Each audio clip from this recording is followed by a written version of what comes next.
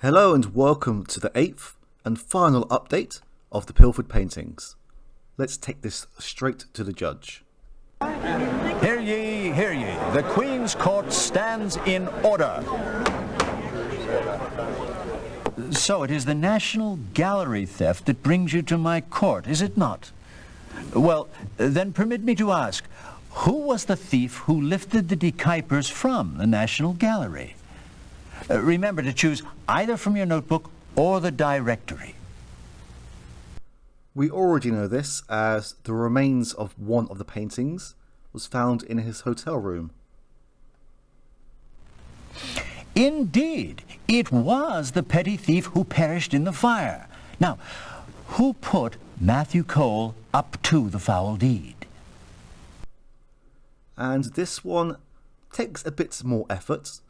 Casey very kindly pointed out in a thread that the person, the unknown large crate most likely contained coal.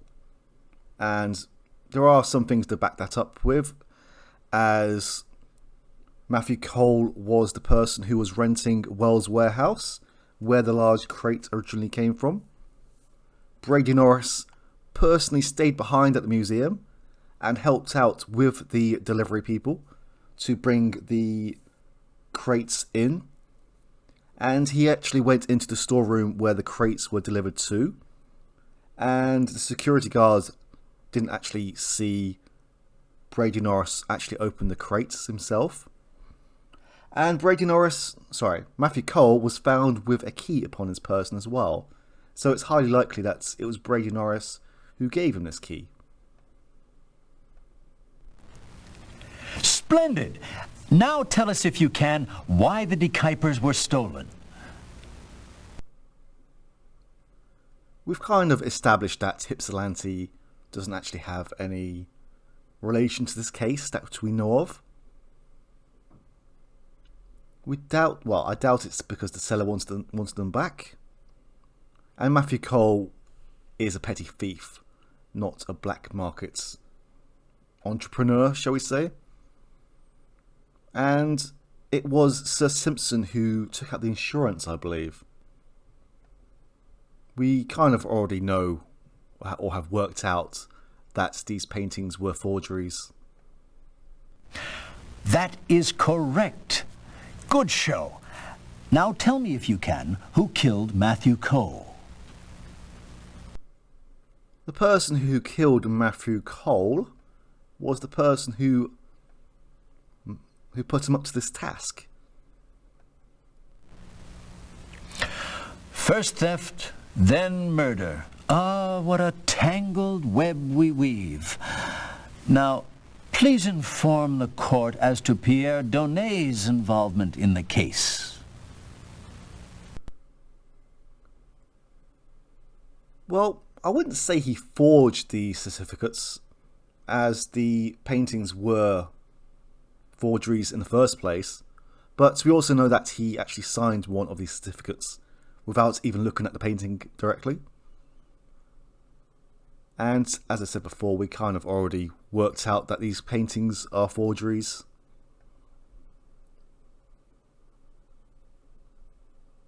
And while it's probably established that he did paint Summer Solstice and Blue Unicorn, all the paintings were done by the same hand.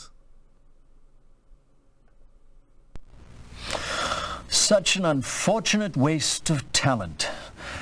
Now for your final question. Can you tell me what part Sir Herbert Kaufman played in this affair? Yes, he and Norris were students at Oxford, but there's no evidence of him taking a history exam, or an art history exam. And the only thing we know of Sir Kaufman is that he was doing some bidding at Armitage's. So he was basically there just to drive the price up. Splendid! This was a tough case and you cracked it. Excellent job. Court is recessed. Until the next time, of course.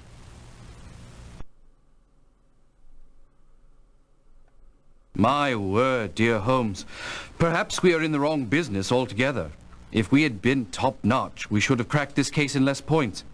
I think I'll ring up the university immediately and see if we might enroll in a detective course.